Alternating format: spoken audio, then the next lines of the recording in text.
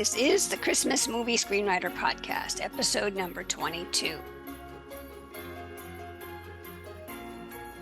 Hello and welcome to the Christmas Movie Screenwriter Podcast. I'm your host, Karen McCann.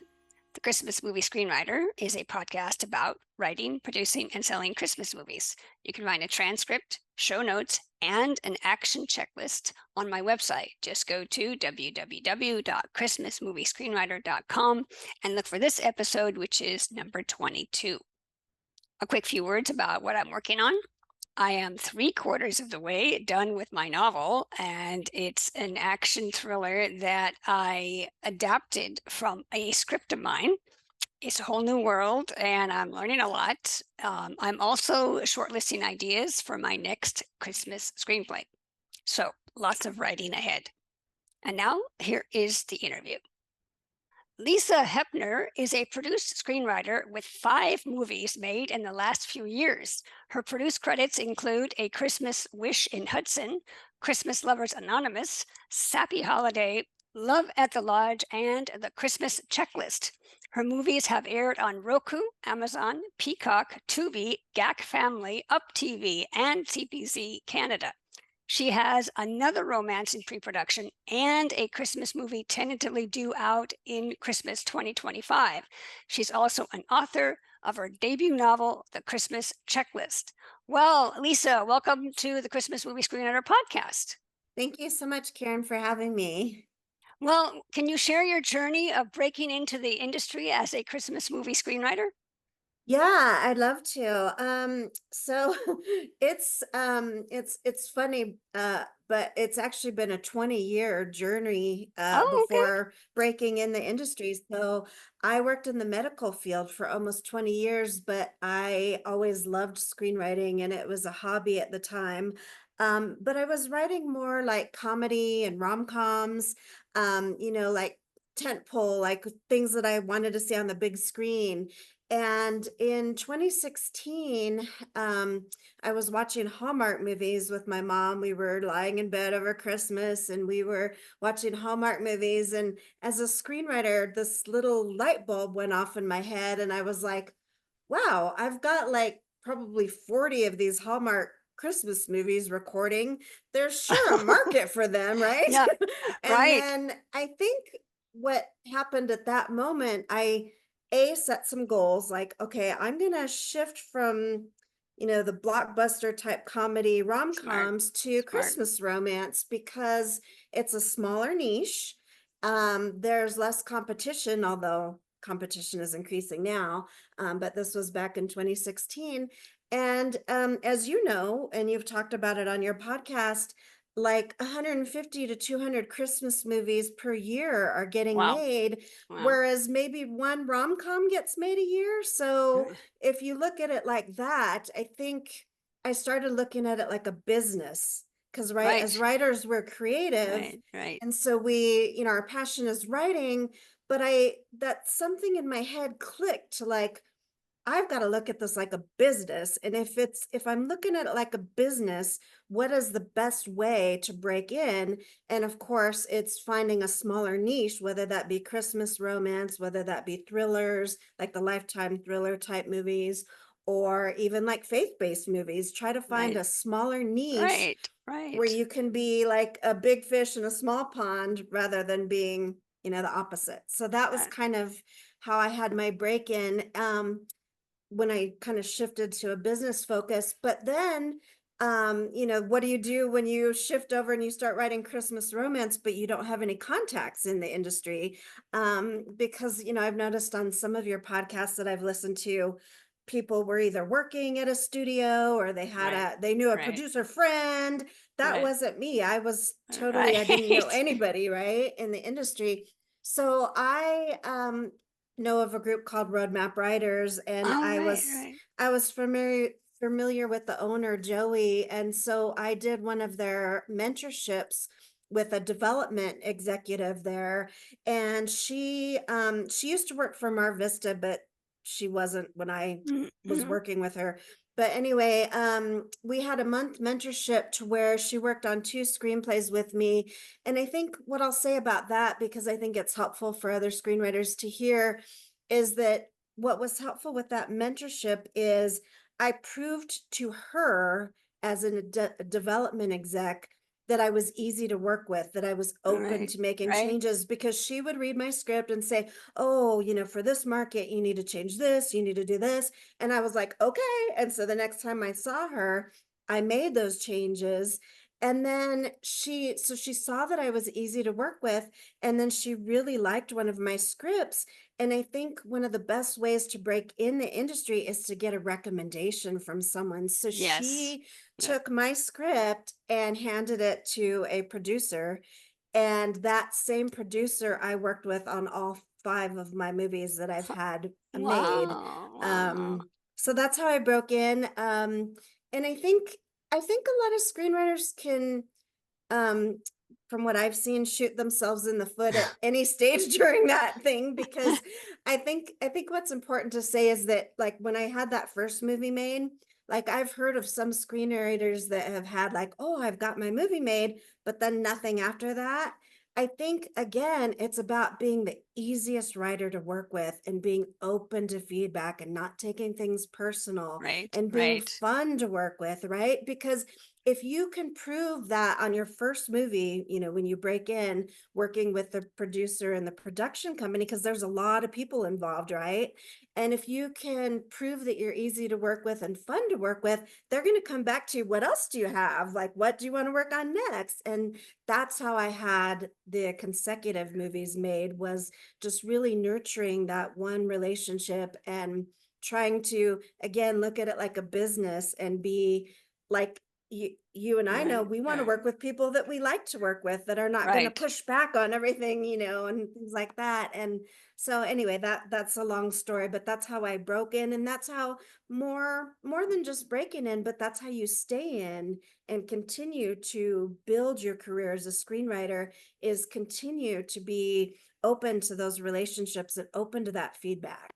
Well, besides, obviously you made a connection, and Yeah, you have this pipeline now of yeah. a very good connection. You also are easy to work with, but underlying all that, you had to have the great script Right, to that's begin true. with. No, and that is very Yeah. true. And it's very, these movies are very formulaic, and there's certain requirements for them, and so there is a little bit of a research curve if you want to break into this industry. You have to, in my mind, you have to kind of watch these movies and kind of break Right. down the formula and see how they are, and then of course still be open to getting that feedback from others. Well, that leads right to my second question, which is how do you balance meeting audience expectations while staying fresh and not predictable or cliche? Yeah, that's a great question. And that's a catch-22 because, right? I mean, these movies are so formulaic, but yet they want like a fresh voice and a fresh twist on things. So what I say about that, and it's funny because a lot of screenwriters maybe that haven't tried writing Christmas romance, like when you watch a Hallmark movie or something, you say, "Oh, that looks easy. I'm going to be able to write that and sell it right Right. away." But it isn't, Right. because it is formulaic, but yet you still have to be fresh. So to Right. answer that question, it's a hard thing. It's not as easy as everybody thinks. But what I think is that it's important to bring your personal Right. experience into the story, like your own traditions over Christmas.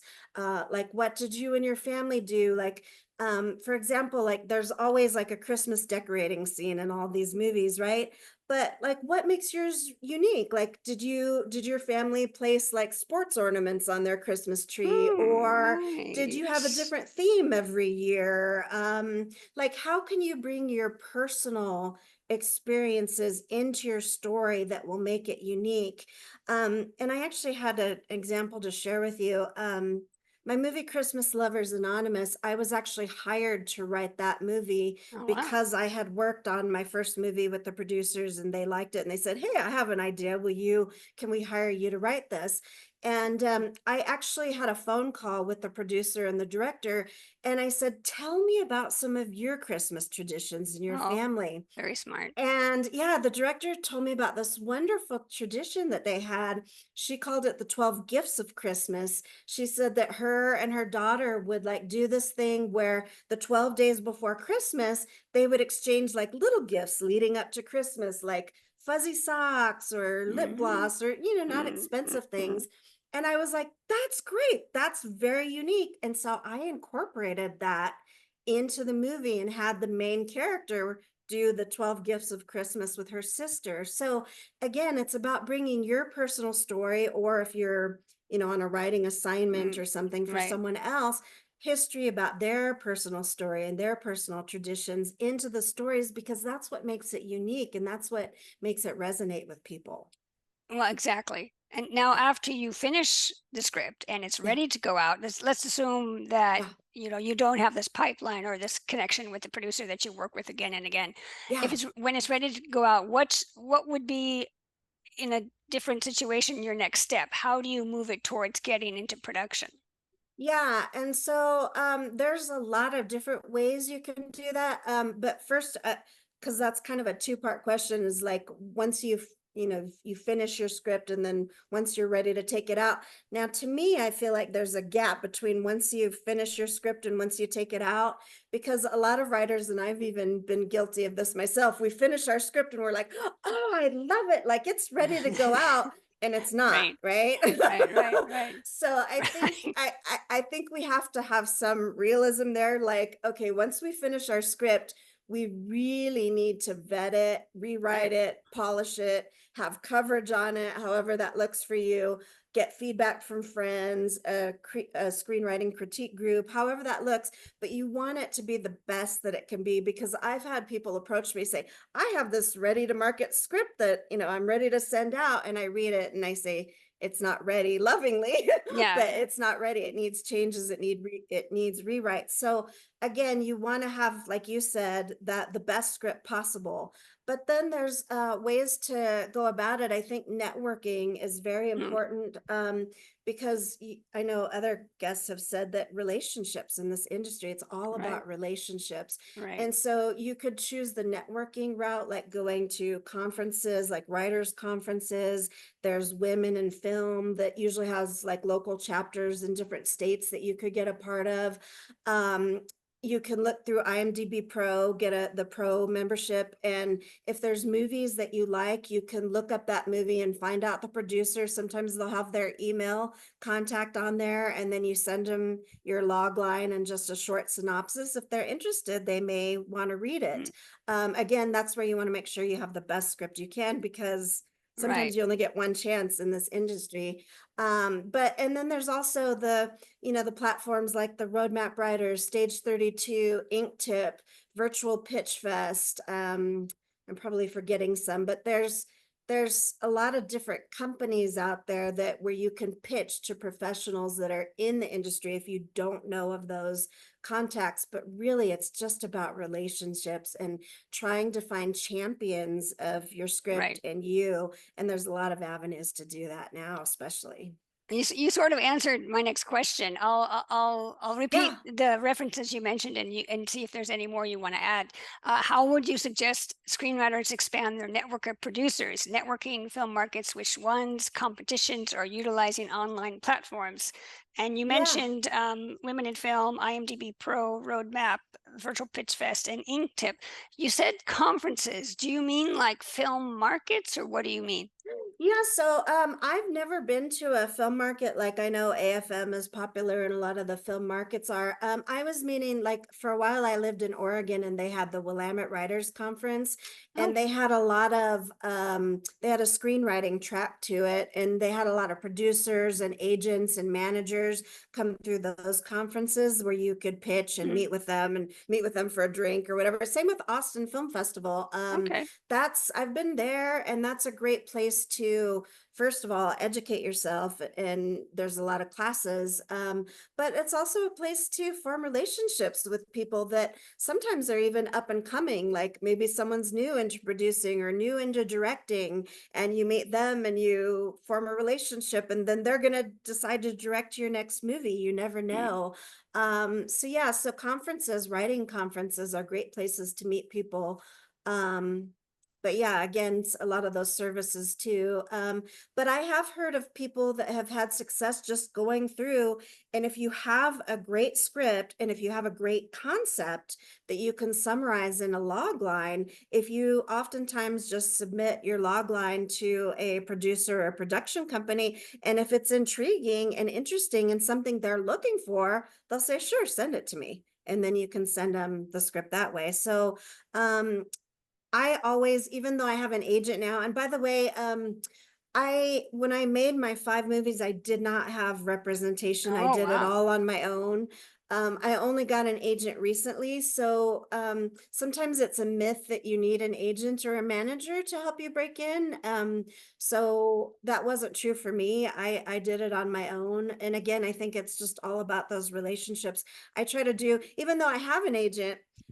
She's got like 60 different clients. So I Okay. still do a lot of my own work. Like I'm still reaching out to producers, I'm still reaching out to directors, actors. I try to do something every day to further advance my career. And again, I think that's where, if you look at it like a business, if you're running this as a business, what do you do to create your success? You're going to be working on your business every day, right? And you're going to try to Mm, keep right. thinking of unique ways to build your business. And so, yeah, networking and relationships. Well, this you touched on my next question is, do you attend film markets to pitch your projects, or do you rely on a rep? And you just mentioned that you have an agent now, but not Yeah, for the first 5 movies. I did not. Do you feel like you need a manager as well to like guide you, or do you feel like I just need someone to sell it? Yeah, I mean, I'm kind of looking into that now because again, so, agents and managers are very different. A manager is a little more maybe intimate and personally involved in your career and may help guide you and make some of those decisions. Whereas an agent kind of just wants your script and be able to send it out. Like it's got to be ready and it's got to be ready to go, and they'll send it out. And my agent in particular, I love her. However, like I said, she has 60 clients, and a lot of these agents I'm noticing have a lot of clients these days. So yeah, you still need to kind of be your own advocate, and maybe a manager might be a good way to go because some of the managers have fewer clients, like maybe 8 to 20 clients, and they can give you some more personal attention. But at the same time, so you could go the agent or the manager route and try to go look those up on IMDb Pro, or network with them at these conferences. But also, I just want to say that you don't need an agent or a manager to break in the industry. Because like I said, I've been doing this for 20 years, and early on, it was like you have to have an agent, you have to have a manager to break in, and that was kind of the philosophy then. But I don't think nowadays that that's so true. Yes, and the Christmas movies is a niche within a niche. Yes, So I think one of my previous guests, he was saying that he now doesn't have to write the entire script. He can right, just send a log line. And I said, well, how many scripts did it take you to get to that point? And right, he said, one. right. And I'm like, are you kidding? That's great, and that's Yeah. great, and I think it depends. Like I've had 5 movies out, and I'm at a point where I get an idea right now, and instead of writing the whole script, I will do what he said. I will write the log line, I will write the summary or the treatment, send it to my agent, and if they're connected with someone, they can say, hey, what about this idea or whatever. So Mm, sometimes once you've had a certain level of like you've proven yourself in the industry, then you can maybe yeah, write a treatment and get out there. But for the most part, if you're breaking in, you definitely need that solid script because they need to see that you can, create a of story course. from beginning to end, and they need to see your writing and how you do dialogue and all that. But I think you're past that. I mean, you're already getting hired. Yeah, yeah, Yeah. yeah, yeah. Yeah, so you're there before the game begins. So that's a nice position to be in. Yeah, it is. And it's also it's interesting because I'm also still wanting to try new things too. Right. So I'm writing an animated movie and Oh, I'm trying good. some edgier rom-coms. But again, I think you can use Christmas romance to break in or one of the Right. smaller niches to break in, but that doesn't also mean that you have to stay there if you That's choose right. to try other things. That's right. Yeah. Now, getting a movie made can be stressful. How do you Yes. maintain a work-life balance, and do you have any hobbies? Yeah, so as far as life balance, it is very stressful. There's so many ups and downs in this industry. Right. But I think it's important to, like, for me, I have family and friends to have an outlet to talk to. Like Yeah. when you have those up and downs, because you don't necessarily, you're not going to want to call your producer or your agent Right. and blah blah blah, Right. Yeah. but you want to have your Yeah. spouse or your friends that you can talk to about that. And then I also have pets. We have four rescue Oh. animals and they give me Oh. joy. So I think it's about surrounding yourself with people or furry friends or whatever brings you joy for that work-life balance. And then as far as hobbies, I was thinking about that. My hobby was writing, and so I think it's a blessing, and I'm going to get teary-eyed when I talk about it. If you can actually turn your hobby into a career, that's Yeah. probably the ultimate goal for a lot of people. So my writing was my hobby, and now it's just my joy, even though Yeah. there are stressors. Yeah, yes. Well, it's you're past the hobby stage. You're a Yeah, professional, yeah, so yeah, it's your career. Well, yeah, good yeah, and good, yeah, and it's cute to hear about the furry friends. That yeah. those, I like furry friends. I like hearing about cats and dogs and whatever people have. Yeah, Um, because I mean, there's such unconditional love, right? When you have a bad right, day, you go right, cuddle your dog or your cat or whatever and feel right. better. Yay, good, Yeah. good. Now, what advice would you give to your younger self? That's a very good question. I would probably say to go for what you want right away. So, what I mean by that is, I was raised in a family of doctors, and I think that's Mm, why I went into the medical field was, um, with loving intentions. My family told me, like, writing and art and all that is like, passions or hobbies, but you can't make a living doing that. And I bought yeah, into that, and I yeah. went into the medical field for 20 years, and then just later in life decided to pursue screenwriting. But if I had to give my younger self advice, I'd say go for screenwriting, go for writing right off the bat, because then I would have just gone straight into it. Exactly. Yeah. But that medical knowledge, I mean, you could Yeah. use that in a screenplay. That's true. That's true. And it's funny that you mentioned that. I don't, I'm trying to think. I think I have only written one screenplay with a doctor in it. So, but yeah, I might have to incorporate more Yeah, of that definitely. background in there. Definitely. One of I have an associate who's like a reader friend of mine, and I didn't know it at the time, but he was a retired cop. And so Oh, I sent him one of my crime thrillers, and just to oh, give me a feedback. And he's yeah. like, a cop wouldn't do this. This is I Oh, know because yeah. I was a cop for 30 years. I'm like, you could hire yourself out as a script consultant. Yes, You could too. definitely. And you could Yeah, too. yeah, yeah. Yeah. Yeah, because you always need that special information. And who has You time do. to take a 6-week course? Um, I will give a plug though. I did take the Citizens Police Academy course, which Oh, is, I think it's 3 months. It's wow. fascinating for anyone Wow. any writers out there that also do crime scripts or thrillers. It's fascinating to um, go to these meetings where you have two cops who give us, it's 3 hours long, but it goes like that. Wow. 3 hours, and it's like two cops or two whatever, and it's everything from narco cops to canines to you name it, and it's like it blows your mind. So Right. I think I you could be like a consultant with your medical background. Yeah, yeah, Yeah, that's true. Well, and I just have to commend you on that, because I think you bring up a good point. Is like, I think that's fascinating that you know, write crime, but then you also went the extra step to take the course and mm, familiarize yourself with the language, because I think anytime we as writers, whatever we're writing, because even though I write in the genre of Christmas romance, like they have different occupations, right? The Right, characters.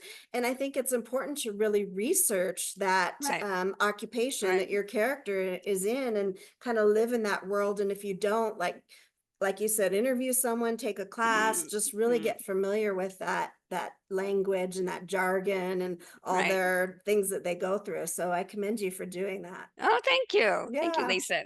Well, to wrap up, would you like to tell our audience, our listeners, and our viewers any social media details or website links so we can keep track of your work?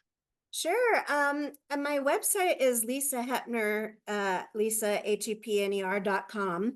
On that website, you'll see all my links for, LinkedIn, Instagram, Facebook, all that. So you can follow me there. And then I also have a little box, to stay in touch or if people Hmm, want to do coverage, because I have been trying to pay it forward and I have been offering like coverage on Christmas romance movies. And I've also, if I do find something that I like or that I great, that I great. believe in and I champion, I want to pay it forward and turn that Oh, over that's to a nice. producer as Oh, that's well. wonderful. Because that's how I got my break. But so yeah, so I think lisahepner.com has all my information on that website. Okay. You may want to add another little box on your website saying Lisa Hepner, medical script consultant. Yeah, that's true. I could do that. I think Thought you should about consider it. that. Yeah. And then I just wanted to say I do teach a class through Roadmap Writers. It's Really? called Breaking In Breaking In Wow. and Staying In with Holiday Romance. I do it every November. I've done it for the Oh my last 2 years. goodness. So you might want to look for that Yeah, definitely. Yeah, through well, I'll Roadmap. get the URL and add that to the Yeah. show notes. Perfect. Thank you so much, Great. Karen. Well, Lisa, thank you so much for sharing your knowledge, your experience, and your very inspiring story. Thank you for coming on the podcast today. Thank you so much, Karen. And now for my action checklist. I have 4 items for your action checklist from my interview with Lisa. Number 1, refine and personalize your script. Polish your script, incorporating personal Christmas traditions that you have and ensuring a balance between the formulaic expectations and your fresh twist that you're going to put on your script. Number 2, seek feedback and mentorship. Get constructive feedback from trusted sources and consider joining a mentorship program to gain industry insights. Lisa used Roadmap Writers and had pretty good luck with them. Number 3, expand your network. Attend writing conferences, join industry organizations, and use IMDb Pro to connect with professionals interested in Christmas TV movies. And number 4, stay persistent and adaptable. Remain persistent through challenges. Consider exploring new genres and utilize any unique background or knowledge you have to enrich your storytelling. Well, that's the show. Thank you for listening. To show your support, please give us a 5-star rating on Apple or wherever you get your podcasts. And you can fuel more great content by buying me a hot cocoa on Buy Me a Coffee. Just look for the page Christmas Movie and explore other inspiring podcasts and blogs on our website at christmasmoviescreenwriter.com. On the next episode of the podcast, I interview screenwriter Kelly Peters. She talks about many things, including how to optimize your script to make it sellable and which online platform she used to connect with producers. I'm your host, Karen McCann. Thanks for listening, and I'll see you on the next Christmas Movie Screenwriter podcast. Bye.